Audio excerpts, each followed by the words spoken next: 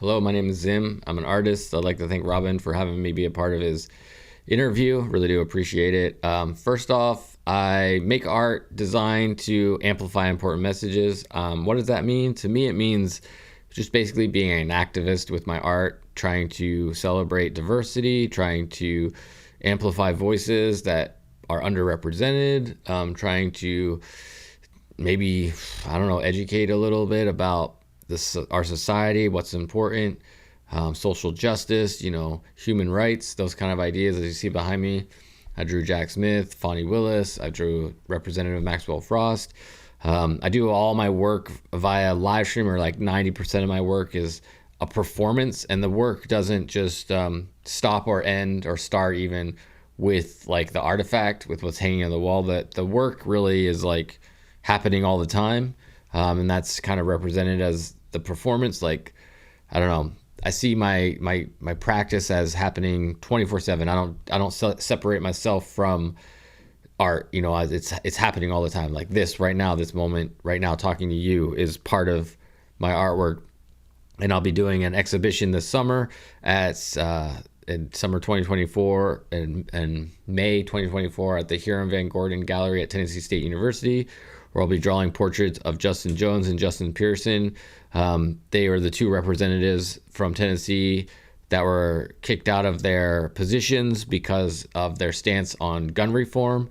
They wanted to have more common sense gun laws, and they were protesting with their constituents and were kind of kicked out of their positions and then reinstated. It's, you can look them up, but I'll be drawing their portraits this summer at a live stream kind of performative show. So that's kind of what I do. That's kind of a nutshell of my artwork practice. My practice as an artist is what I do, but I'm also an educator. I've been teaching for a few years. I taught 1 year at San Diego State University, and then I'm teaching this year at Northwest Missouri State University. I'm a full-time lecturer of graphic design. I have like 4 classes that I teach graphic design, and then 1 class, extra class, that's kind of like what you're doing right now, kind of a professional practice class, but for the seniors, of undergraduate seniors. So that's kind of what I've been doing. That's kind of my kind of introduction of who I am. Feel free to reach out to me if you have any questions based on anything that you hear in the interview or anything I just said. I would be happy to answer more questions for you. I'm easy to find. Robin can point you in the right direction. So thanks for having me, and hope you enjoy the interview. How did you end up going in the direction you've gone with your practice when you first started grad school? Yeah. And what were some of the factors that really led you to grad school? How did you end up, Okay. kind of making this transition as a musician Yeah. to artist to now educator? I was at a crossroads, a life crossroads of like what I always knew. I was a creative person. Like, it's just part of who I am. It's a creative person. But how to express that, I was trying to figure it out. I was doing the music thing, as you mentioned, for a long time. I moved to San Diego because my kids moved there with their mom, and I wanted to be close to them. So I was like, it was the best decision I ever made, because it really felt like it was what I kind of should be doing. Like, things have been working out for me. I'm very metaphysical and stuff. I believe in, like, if you're doing the right thing, your purpose in a way, things just kind of work out for you. And things really had been doing that all the way right when I started my grad school experience. There were some rough moments, but overall, like, if you pull back and look at it, it was like the right decision. The second part of year is like the work I'm making and the choice of that work.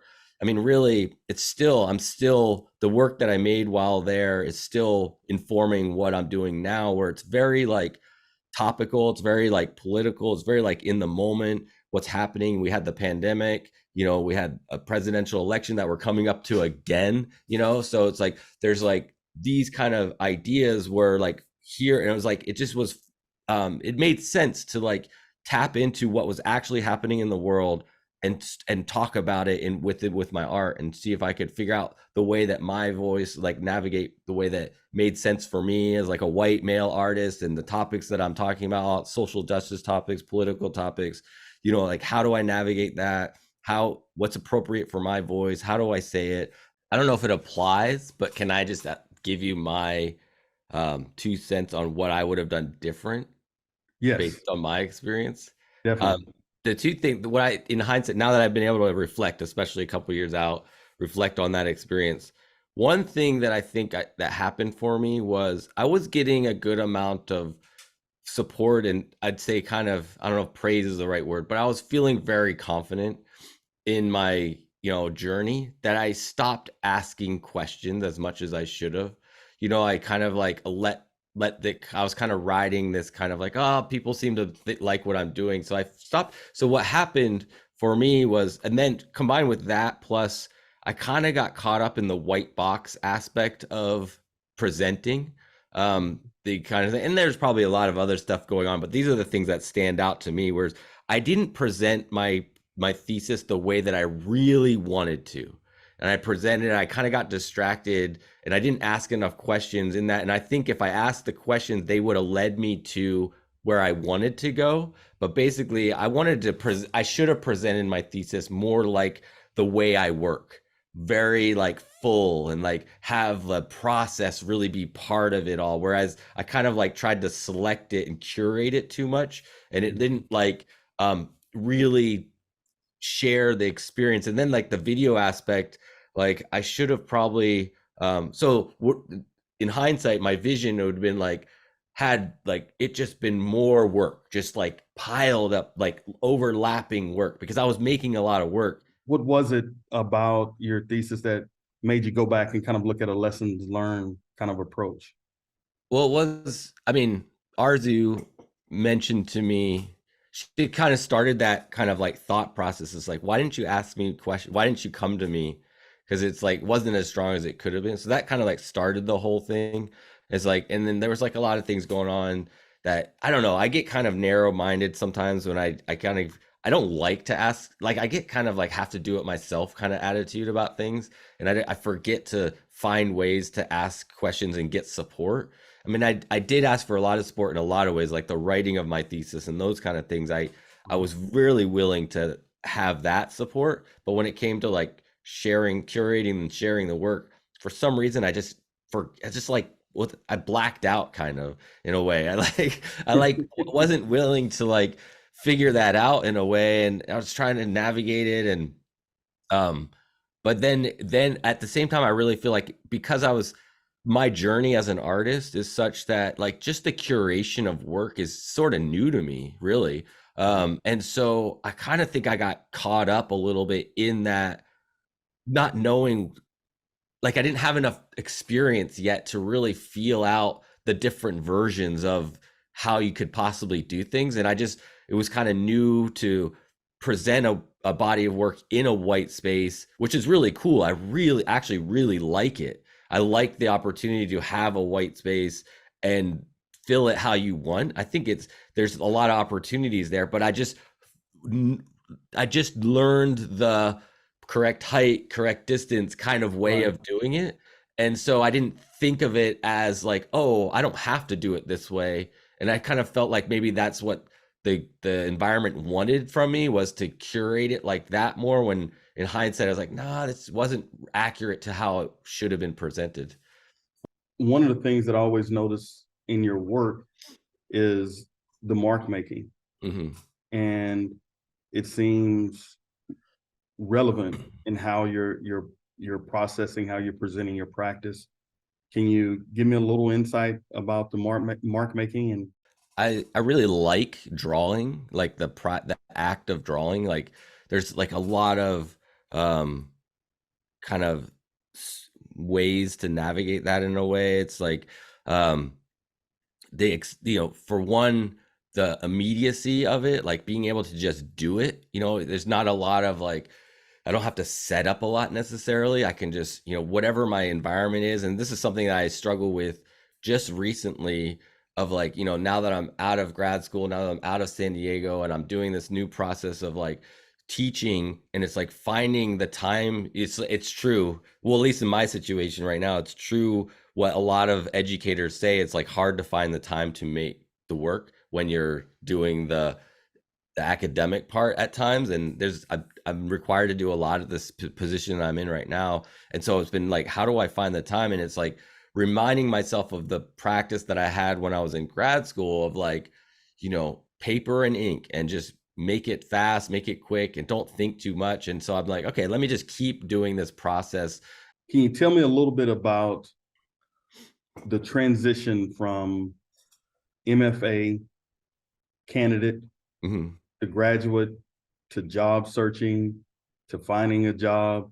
Obviously still new on the journey myself in a lot of ways. So I graduated 22 from state. I spent 1 year teaching at state, a couple classes. So that was very, very valuable. That year after, like I taught at state as a graduate student, but teaching, I taught drawing. Teaching while being a student is a mixed bag. For me, it was like it was hard to focus on, like I was way more focused on finishing grad school versus becoming a better teacher in a way. It was like I was trying to do the best I could. It was just like looking at it in hindsight and seeing it in a, in this perspective, it's clearer that it's like I was just trying to survive. It's like, let me just get through this. But then once I got to um able to just teach full, to like, that was kind of my focus in a way, is I didn't have the distractions of needing to be graded as well. It's like I was just working on that,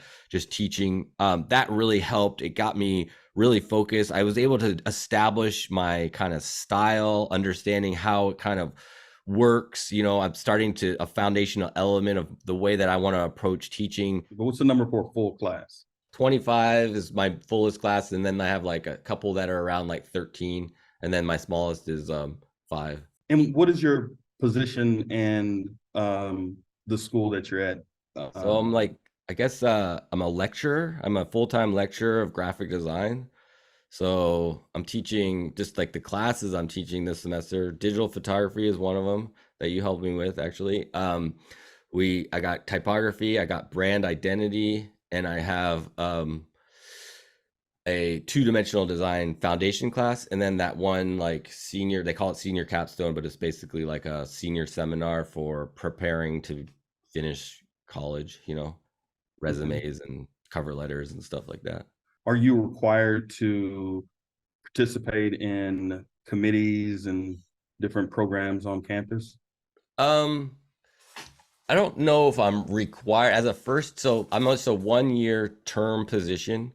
um and so it's a bit vague about what I'm required to do. I would be, if I stayed on a second year, I would be required to, the way the advising works at this school is the faculty advises versus having like an advising department.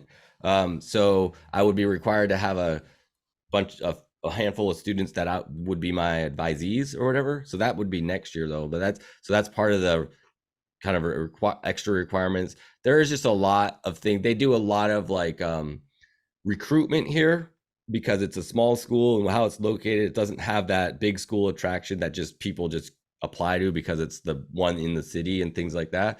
So there's a lot of recruitment type of things, workshops, special events.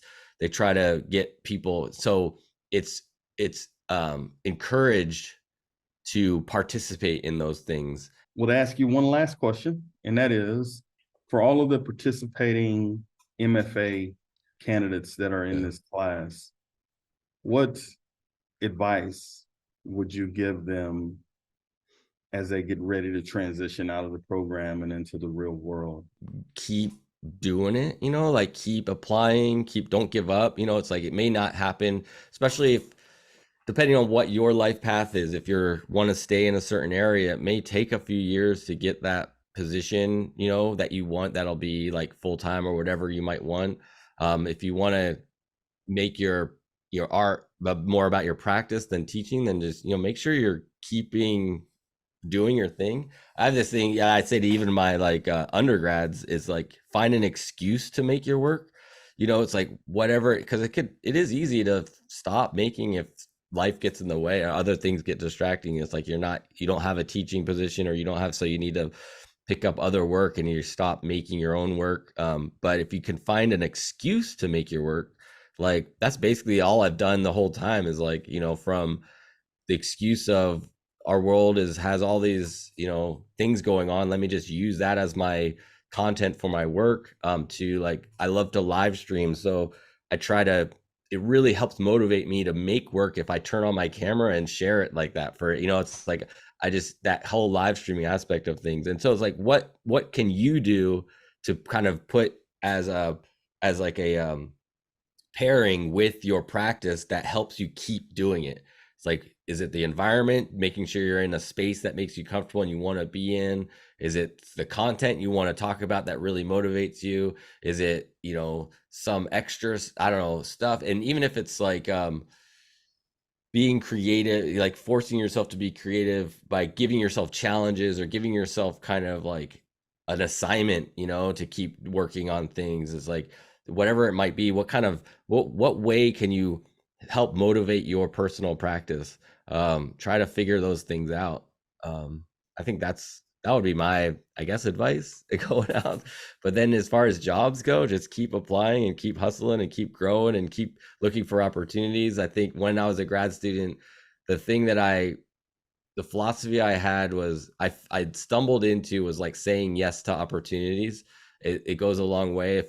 If you find yourself, if somebody presents an idea, just be willing to take a leap of faith a little bit and say yes to that opportunity and figure it out as you go, versus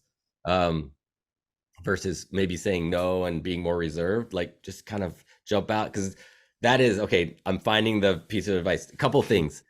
If you go to the teaching route, this thing that really I was told that really helped was teach what you know. So if you get assigned a class and you're kind of worried about what is it that I'm going to teach, just teach what you know, lean on the things that you have practical experience with, whatever it might be. If your painting style is such, teach that painting style. If your content is such, kind of use that kind of as a way to, as an advocate. Don't think you have to teach something different than what you already do and know. So that's really helped me moving forward. But yeah, and I'm sure there's more. I mean, honestly, there's probably a bunch more little nuggets that I've thought of. In that application process, the documents necessary for the application process, was that something that you struggled with, or what was? Okay, yeah, this is good. So even if, don't worry about all the bullet points don't worry if you check all the boxes. Apply anyway, because you never know. I mean, the position I'm in right now, I doubt I checked all the boxes that they wanted, but I either checked enough of them and presented something. One of the things that they really talked about, so not all schools require like the diversity and inclusion statements, and this school I applied to didn't require that, but I was so used to submitting that for most schools that I submitted it here as well. And they were like, they really liked that I included that. They liked that I was concerned about those kind of topics. So it's like, even if things they're maybe not looking for, you kind of present in the right way, might change they go like, oh, well, even though this person didn't check all those boxes, they did provide this idea that we really like. And one of the things as well that they told me, and like, I'm a big community person, like I try to instill community within all my just lifestyle, and in my classroom. And I talk about that in my art, in my kind of teaching philosophy and just different things. And they multiple times mentioned that the emphasis I have on community was something that really inspired them to want me to be a part of their community. So it's like, the things that maybe, like I was saying, aren't what on their application might be the thing that gets you hired. So don't feel like you need to have every box checked. Just apply anyway. Go through the motions, go through the practice. That was a big part of it for me. I was like, even if I felt like I was reserved about it, I could still say no later, but let me just apply for the practice. Like apply for the practice of applying, and then see where it takes you. And you might discover something else about yourself. And in that kind of idea as well, it's like, it kind of goes to what I was saying earlier, the teaching what you know kind of idea. But if there's, check in with yourself if you're offered an opportunity of some kind and you don't feel like you're 100% qualified for, you're probably way more qualified than you think you are. So just jump in there, learn on your feet in a way, start Googling, asking your friends. Like I asked Robin for help for photo.